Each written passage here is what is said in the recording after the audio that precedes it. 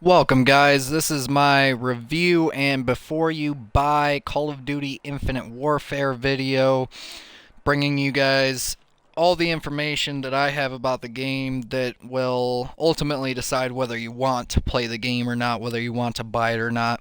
So to get started, I rated this game an overall rating of 7.5, 7.5 solid. There's a lot of reasons, and I got some real good information for you guys in this, so just stick around and we'll get to it. Now, the game was very fluid. It was a very fast-paced, overall a nice game. I really enjoyed it. I'm probably going to end up getting the game so that I can play it somewhere along the line. It's not going to be a 24/7 kind of game for me because I'm just not that much into it, but I'll definitely get some play in there.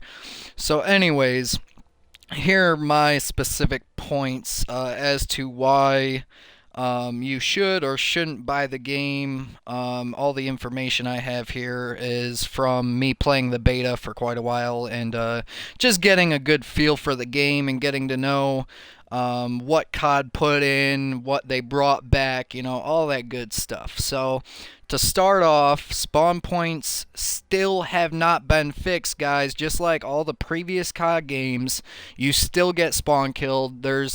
Ultimately, I don't think there's anything they could really do about that now because, they still make the small maps and the spawns are just so spread out and everything that once somebody spawn flips or something along those lines, you're going to get spawn killed, and you guys are going to have to deal with that whether you like it or not. So that's a really huge point for me with this beta. So moving on to the next. If anyone leaves your game, it doesn't add more players. I don't know if this is just a beta feature or if it's going to be involved with the actual game when it releases, but they don't add any more players to your team or to the game after players leave the game. So, like in any other first person shooter or in previous COD games, where if somebody left, it would replace that person with another player, it's not doing that in the beta, guys. And I wanted to bring that up because that's a very serious issue if that's not going to be in the game. Because I had 3 people leave my team, and it was 5 against 2, and we just got destroyed. And there was literally nothing we could do. So that's another big one. Also, it's nice that they brought back the MW2 Modern Warfare 2 fan favorite terminal map. I absolutely love that map back in Modern Warfare 2, and it does look pretty nice now and everything, and it really wasn't bad. But the map isn't as open as before to allow for more wall runs, which is ultimately kind of disappointing. A lot of the windows are basically barricaded up, or there's like a cage there or something along those lines, and it's just not open as before, and the only reason is to allow for more wall runs, which I'm not too fond of. Although every map you can wall run on just about anything, which can either go, that can either be considered good or bad depending on who you are and how you feel about wall running in the game and whatnot. Now, in order to power slide or dive, whatever you want to call it, you have to hit the buttons at a more precise time than before. You have to be literally perfect, guys. Right as you start running, you have to hit both buttons at the same time in order to dive or do your power slide. And it can actually be pretty annoying because half the time it doesn't work. So, with that being said, they also decided to bring back guns from Modern Warfare 2. And I personally, I like this feature. Or these guns, so to say. So I really like that they brought some of that stuff back and that they're bringing back some of the older features that a lot of us COD fans really loved about Call of Duty. And the nuke was brought back also, but it looks like it's simply to keep players interested because of the fact most first-person shooter players don't like the wall run, halo jump, and exosuit features of the game. I feel as if they're just bringing back a lot of the features to try and keep their fan base. One thing that was ultimately a whole lot of bullshit is the fact that for the first 3 days of the beta, you could only play if you pre-ordered the game, which they clearly did on purpose to get more people to pre-order the game because a lot of COD fans were turned off by the trailer. As you guys can see, it's the most disliked video in YouTube history. And a lot of people don't like the fact COD keeps moving into the future. So, like I said, that just ties into them trying to keep their fan base. As first-person shooter fans, we're looking for new experiences like what Battlefield 1 is bringing us. Not the same futuristic features we saw in COD for the past few years. I mean, it's just kind of mind-boggling the way they're going, but they've also brought back the Hardline perk and a lot of other older features to try to keep their fan base.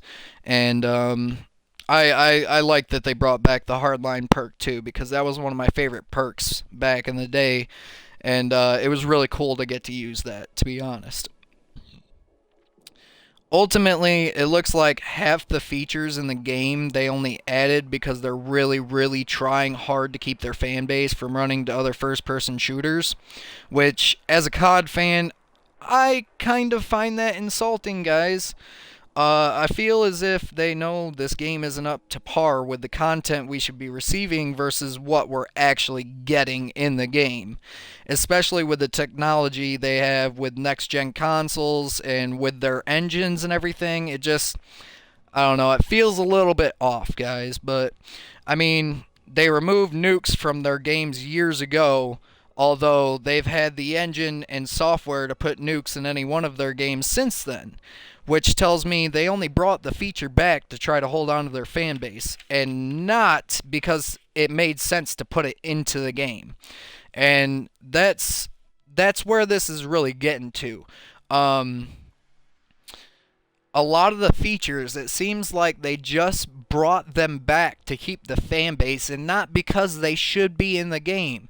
And the only reason any feature should be in this game is if it makes sense to put it into the game, you know, if it goes along with how the game plays and, you know, all that good stuff. But like I said, overall, I thought it was fun and I really enjoyed playing. It was fun. I really did enjoy it.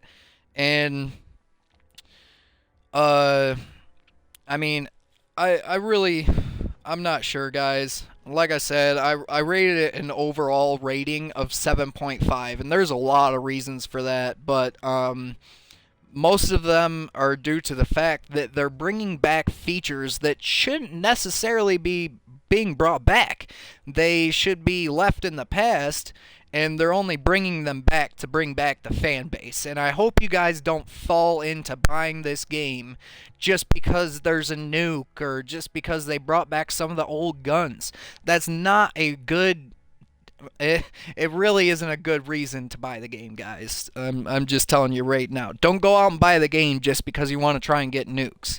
Especially with how the game runs now and how it's more fast-paced. You got wall runs and all this wacky shit going on.